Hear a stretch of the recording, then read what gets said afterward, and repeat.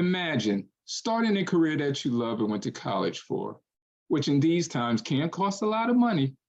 However, when you come in to know that your job or career doesn't afford you the opportunity to live on your own, that can be a huge reason to choose another career for most. I don't know about you, but it'll at least make me think twice. A new teacher with a starting salary in Los Angeles Unified School District can't afford rent. We're not even talking about home ownership. We're just talking about comfortable rental accommodations. Across the country, teachers are navigating this difficult terrain, making enough money to afford living in the districts where they teach. Research by the Economic Policy Institute's Sylvia Allegretto found that public school teachers nationally make nearly 24% less in weekly earnings than similarly credentialed college students in other fields. When benefits such as healthcare were taken into account, the total compensation penalty was 14%, the widest gap since 1979.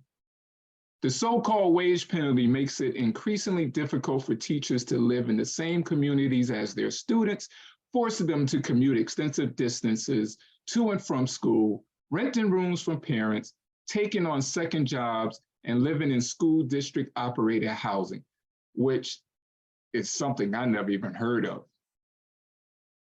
Educators are educating astronauts, physicists, doctors, lawyers, construction workers, plumbers, electricians, architects, and even people like me, for whatever that's worth.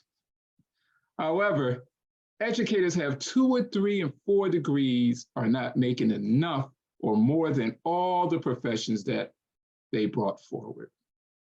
Now, I know that there are other contributing factors to teacher shortage, but I'm going to stay in my lane.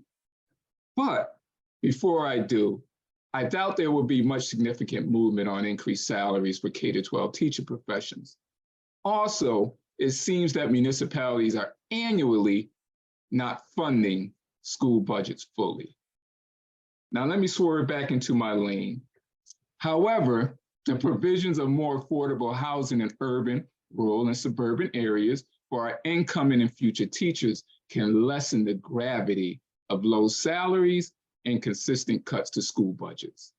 Otherwise, the fallout becomes teachers moving to higher paying districts, which means leaving lower paying districts with shortages within an already teacher shortage climate, routine school closures, and student achievement, just to name a few.